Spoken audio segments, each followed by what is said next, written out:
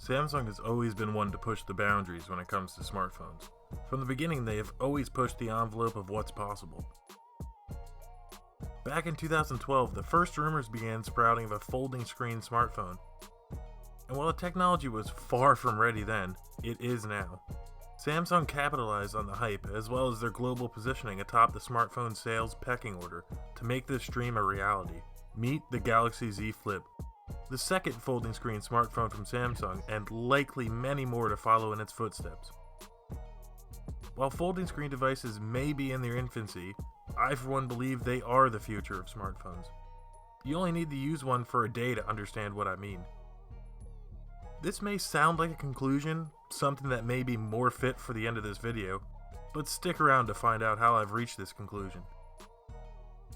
I'm very excited to present to you my Galaxy Z Flip review. I'm Dave with TechDove. Let's have a look at Samsung's prodigal son for the clamshell folding phone category.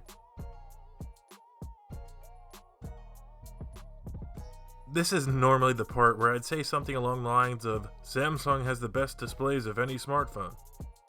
So to avoid sounding like a broken record, let's talk about the reason why you're even watching this video. It folds. We already know the display is going to look good, whether it's a solid or a flexible display.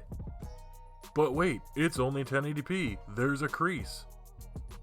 I promise you, after using the phone for just an hour, both of those worries fade away. Honestly, I was concerned about this too, but as soon as I unboxed the phone and felt the absolutely surprising heft it has, likely due to the hinge mechanism, I knew I had nothing to worry about. Viewing angles are great on this folding 6.7-inch 1080p plus OLED display. Though its tall 21.5:9 aspect ratio does cut quite a large bit of content off when you punch it in all the way. Samsung's Flex mode brings some utility to the folding screen, even if only a small handful of apps can take advantage of it. In YouTube, you can divide half the screen for the video itself and the other half for the comment section, filled with bots and self-promoters using the same dead meme over and over. Unlike its fold brother, the Z Flip is a clamshell folding phone with multiple stops in its hinge mechanism, where you can prop your phone up for selfies or as a tripod. More about this later. The first day I used my Z Flip, I found myself flipping it open and shut over and over, like a kid trying to see when the fridge light turned on or off. Yes, maybe this isn't exactly solving a problem, but it's not creating one either. While we're on the topic of display, I thought I'd also touch on the biggest issue most reviewers have had with the Z Flip: the cover display. The small 1.1-inch 112 by 300 pixel display does have a small issue. Due to its size, the scrolling notifications often don't display the entire notification before the display times out. Though I adapted to just looking at it to see what kind of notification it was and if it was high enough priority to justify opening the phone. So I honestly didn't take much issue to this, though it would be nice for them to patch this to allow the entire contents of whatever notification was to scroll by. We'll get to the viewfinder feature of the cover display in the camera section later on. Suffice it to say, I don't actually have the same issue with this as most other reviewers do. If you're asking me, which you are if you're watching this video, fold-in display tech is the future of mobile technology, and has made non-folding devices seem a bit stale to me. And if you're worried about the durability of said screen, Samsung includes a free screen protector service, where you can go into a Samsung Experience store and have one applied free of charge. While the new 5G Z Flip has one out of the box already, a strange decision to be sure. And I know I've said this before, but I absolutely love this screen. Now for the most polarizing topic. One that people have never even used a Z Flip like to drone on about the most: build quality, or more specifically, durability. Like most phones, it's constructed out of glass and aluminum, and despite its folding nature, it is quite durable. I haven't treated it any differently than I would any other smartphone, and really all I can see wrong with it after 6 months is the plastic buffer around the inner display. It has some scuff marks on it, and the aluminum frame has some light micro scratches. If you're worried about the inner display, I wouldn't. Quinn from Snazzy Labs has abused and thrown his Z Flip around like a toddler and it suffered almost no damage. I'll drop a link to his channel in the video description. I'm not brave enough to toss around my $1,400 investment, but trust me, don't believe all the people claiming it's fragile when they've likely never even used it. Probably the sturdiest part of this entire phone is that new hinge mechanism. While Samsung has said they've improved since the first Galaxy Fold last year, allowing for flex mode, including multiple stops to keep it open at any angle. More on that shortly.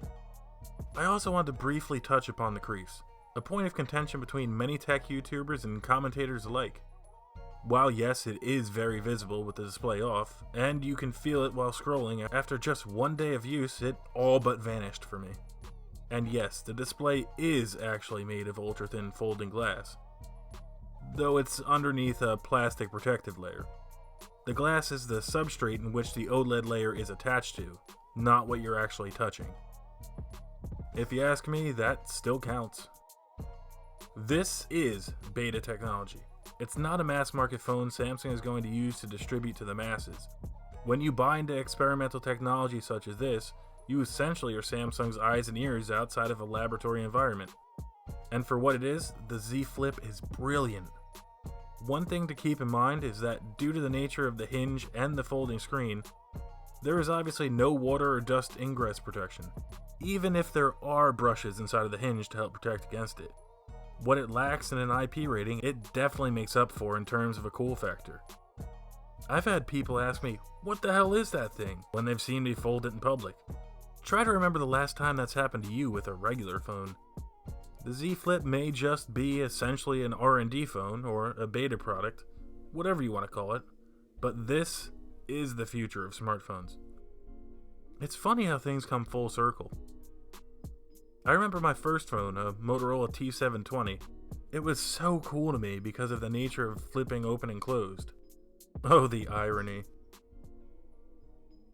As an audiophile, it pains me greatly to see the 3.5mm headphone jack missing from phones, which would benefit so much from its inclusion. But on extremely rare occasions, I secretly give it a pass. Well, I guess not so secretly. This is one of those occasions. I can understand why the Z Flip lacks the beloved port. Not only do they need all the space they can get for the dual batteries, the hinge and the more typical internal components, but the frame of the phone needs to be thin enough to not be overly thick when closed.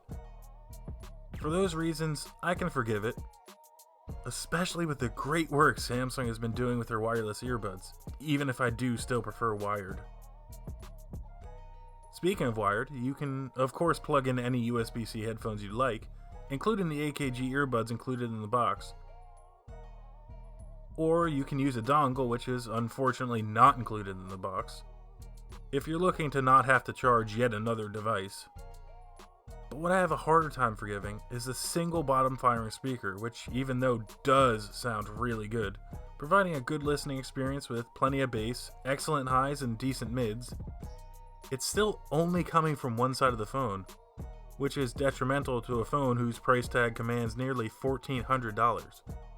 I was hoping maybe Samsung could push a software update to the earpiece speaker to enable some kind of stereo separation. Though that never happened, I'd expect to see stereo speakers in such a groundbreaking device. Though, because it gets so loud, it's clear and not tinny, I suppose I can give it a pass, because seriously, I love this phone like I haven't loved a phone since the original Motorola Razr. There's not much point in having a new form factor if you can't back it up with some meaningful power, something which the 2019 Motorola Razr has suffered from with its older mid-range processor. And while the Z Flip doesn't have the latest and greatest, nobody seemed to have an issue with the 855 or its Plus variant when it came out. And that's exactly what powers the show here. Paired with 8GB of RAM and 256GB of non-expandable storage, which is also another slight misstep in my eyes. But that's just because I eat up a bunch of storage with pictures of my puppy, cars, and my son. 256GB is plenty for most. I typically use a bit over that on most other phones, so higher tiers of storage would have been nice to have. Again, this is normally the part where I tell you about how it doesn't lag or stutter, and while yes, I've had very little of both, Samsung software is more polished than ever. And the folding phone related features make it a joy to use, just as any other flagship phone from 2019 was, and still is. Which is why when I'm finished with videos, I return to my S10 Plus until I purchase another device for review. Suffice it to say, you wouldn't find yourself wanting for more power if you happen to pick one of these up for yourself. The Z Flip, like most of the very few folding phones, suffers from a very similar issue: battery life. Most of my usage comes from Google Maps, YouTube, social media, and gaming on the go.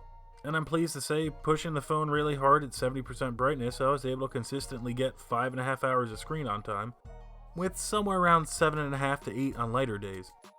With only a 3300 mAh battery on board, split between the upper and lower halves. Remember when 3000 was a lot for a phone? Now we scoff at 4000 like it's nothing. This is an all-day phone. I was ending most nights with 20% battery remaining, which is pretty damn good in my book. The small cell, or cells rather, in this phone isn't as big of an issue as everyone painted it to be. And this is probably the most polished of all the foldables. At least until I get my hands on the Z Fold 2, that is. And while it's not a 2-day phone, you're not going to struggle to get through a full day's usage with it either. Using a folding phone isn't too much different from using the flip phones of old, except the display folds. Thankfully though, we don't have to deal with the same software of those flip phones of old, but we still get that cool factor of slamming your phone shut to express anger. And don't worry, those of you who like iOS in the crowd, I'm sure Apple will invent this a couple years from now. You know, once everyone else has done the R&D for them. Anyway, ranting aside, of course there's all the usual Samsung everything in the kitchen sink features on board here, with Samsung One UI 2.5 in tow on top of Android 10. But we aren't here to talk about Samsung skin, or really even Android. For more on that, see my Note 10 Plus review. I'll drop a link down below. I wanted to touch upon Flex Mode, a feature unique to Samsung folding phones. For now, it's really only useful in the camera app as well as YouTube, turning your phone into a mini tripod to take photos or videos with, or, on the YouTube end, allocating the top portion of the screen to videos and the lower half for reading spam comments. Sorry, I mean to comment the same thing under every MKBHD video. So I've been using this dead meme for 6 months now, and here are my thoughts. Anyway, I've been trying to find every reason to use Flex Mode outside of the camera app, but found myself questioning its usefulness, if it can only be utilized in a small handful of apps. Don't get me wrong, I can see the practical uses of it, and I want more developers to hop on board with it, but it just doesn't seem to fit my needs very well as is. There's so much promise in a form factor that you can fold away to take up less space than a typical slab-style phone does in your pocket. The software only needs to catch up. Not to keep harking on this point, but this is likely the future of smartphones after all. While we're on that topic, one of my favorite features I sorely miss on iPhones or phones with under-display fingerprint scanners is the ability to use the side-mounted fingerprint scanner as a trackpad to slide down the notification tray, all without touching the screen. This is a feature I loved on the S10e, and wish could be implemented on more devices. Well, it's here on the Z Flip, built into the fast and reliable fingerprint scanner. While underscreen tech might be cool, it's just not mature enough yet to compare to a capacitive scanner. The Z Flip brings along with it some flagship grade cameras. In fact, they're the same exact cameras found on the S10e from last year. Which, if you've ever used an S10, you'll know they're some fantastic shooters. They're not 108 megapixel behemoths from the new Note or S20 Ultra models, but they're still some of the best you can find on any phone. Samsung was wise including an ultra-wide instead of a telephoto. Try harder, Google. They're both of 12 megapixel, one standard, one ultra-wide. The main having an f1.8 aperture with phase detection autofocus and optical image stabilization. The second being an ultra-wide with an aperture of f2.2 with a field of view of 123 degrees. Both rear cameras are capable of 4K 60 FPS, while the front 10 megapixel selfie camera with its f2.4 aperture is capable of up to 4K 30 FPS. Every camera on this phone is absolutely flagship tier, producing bright, crisp, detailed images with great dynamic range and just the right amount of saturation in my opinion. Samsung's usual slew of camera features and modes are here. Super steady mode, super slow-mo, time-lapse and night mode are all present. It truly is a flagship phone in nearly every regard, except maybe for the lack of water and dust resistance, expandable storage, and a high refresh rate display. There's nothing here extraordinary, but nothing subpar either. We've just been consistently spoiled by the cameras on flagship phones lately. With the prices companies are asking for high-end phones, you'd hope so, right? Well, that gets even worse with this new category of folding devices. Take a regular flagship phone and fold it in half and prepare to empty your wallet.